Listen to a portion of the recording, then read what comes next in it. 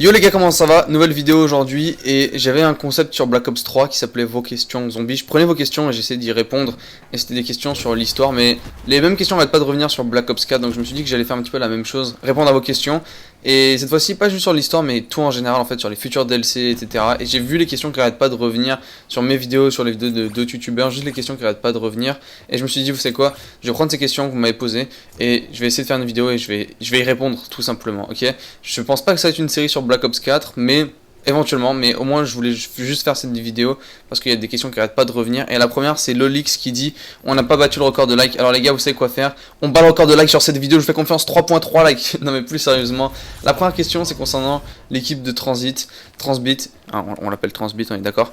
L'équipe de Victis, elle est sur Blood of the Dead, enfermée dans les frigos, et on ne sait pas vraiment ce qu'ils deviennent. Et vous avez été tellement nombreux à me demander ce qui se passe avec eux, s'ils sont en vie, s'ils sont morts, si on va les revoir. C'était vraiment la question de loin numéro 1. Et je peux comprendre pourquoi, c'est vrai que Treyarch nous a pas trop expliqué ce qu'allait devenir avec eux. Néanmoins, il y a la réponse dans Blood of the Dead. Alors, il faut faire le secret en tant que Richtofen et en activant les quotes, donc les dialogues avec Stuhlinger qui est enfermé aussi, donc qui est un des personnages de Black Ops 2. Et je vais vous laisser écouter ce qu'il dit et je vais vous expliquer après ce que ça veut dire.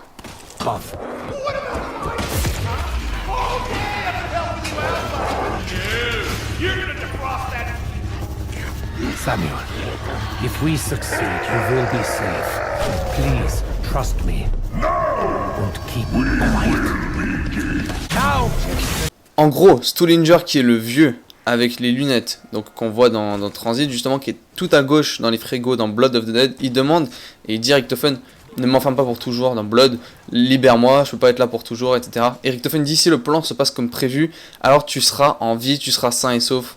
Et le plan, normalement, c'est justement de briser le cycle. Donc ça veut dire que les personnages de Transit sont en vie, en fait. Donc les personnages de Transit, à mon avis, sont juste en vie. C'est juste Jason Blundell se garde la possibilité de les faire revenir au bout d'un moment dans Black Ops 4, dans les DLC. Et je pense que c'est ce qui va arriver. On va jouer avec eux, que ce soit dans Zombies Chronicles 2 éventuellement, dans un remake ou remaster d'anciennes maps, dans Nuketown Zombie. Je sais pas exactement quand. Mais voilà, tous les fans de Misty, hein, je comprends, vous avez deux bonnes grosses raisons d'aimer Misty.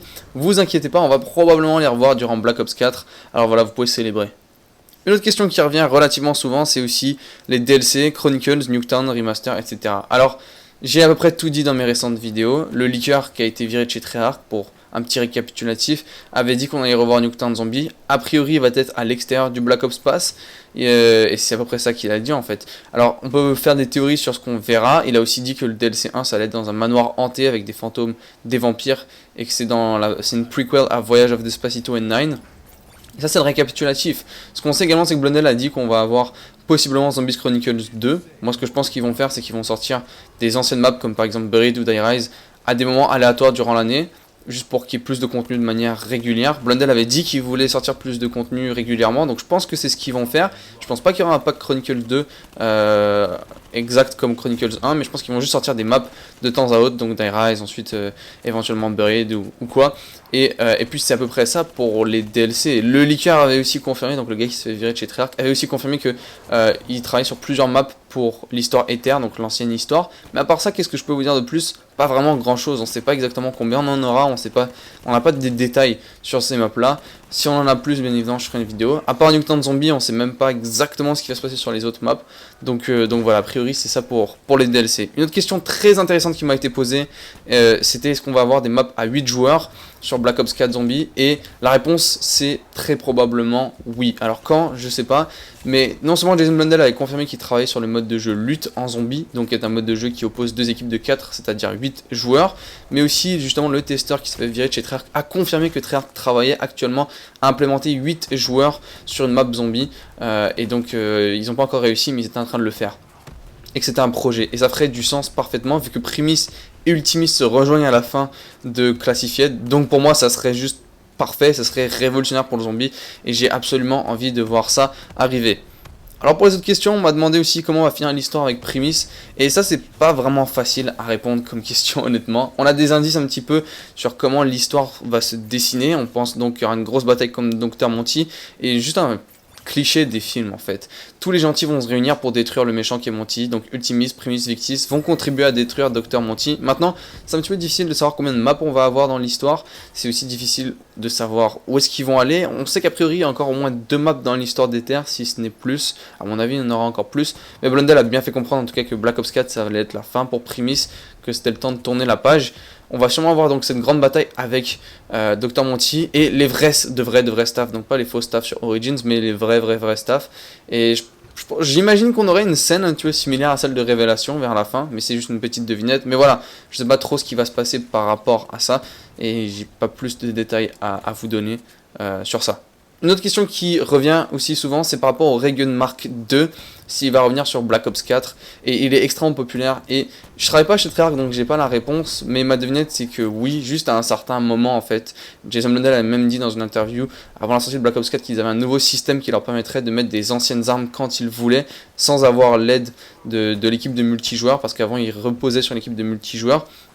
Et par exemple dans le Blackout vous avez la Galil qui est présente, vous avez la MP40, là on pourrait bien voir le Mark II, honnêtement je pense que c'est possible que même ces armes classiques reviennent comme la Galil, comme j'ai dit, ou la MP40 ou toutes ces autres armes là, et moi j'ai envie parce que c'est des classiques, et le Mark II c'est le Mark II, vous voyez ce que je veux dire.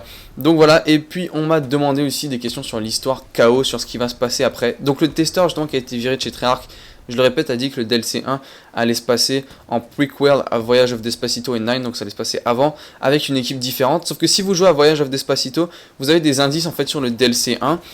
Ça parle beaucoup d'un manoir justement qui a été brûlé, et Scarlett justement qui est la fille de cette équipe là, elle dit que c'est le manoir de son père et qu'elle a déjà été là-bas et tout. Donc je pense qu'on va jouer avec son père, ou en tout cas on va voir son père ou quelque chose de ce genre là. On sait qu'il est à l'origine des zombies, ou du moins qu'il a un impact dessus. Sinon ce que je peux vous dire de plus, c'est que c'est juste le début et qu'ils sont en train de mettre les bases, donc je peux pas vraiment vous répondre exactement sur ce qui va se passer et vous donner plus d'informations par rapport à ça, parce que une nouvelle fois comme j'ai dit, ils sont en train de tranquillement mettre les bases. On aura relativement plus d'informations durant les DLC. Donc voilà les gars, c'est à peu près tout ce que j'ai à vous dire pour cette vidéo. Merci beaucoup d'avoir déposé vos questions, il y avait plein d'autres questions, je pourrais y répondre éventuellement un autre jour. Il y avait des questions moins sérieuses aussi qui vous aurez peut-être besoin de lui. Il y a un mec qui avait demandé comment faire parce qu'il avait perdu sa meuf, donc ça je vous laisse faire parce que je pense que c'est vous les experts là-dedans. Merci d'avoir regardé les gars, je vous dis ciao et on se retrouve vite pour d'autres vidéos. Peace.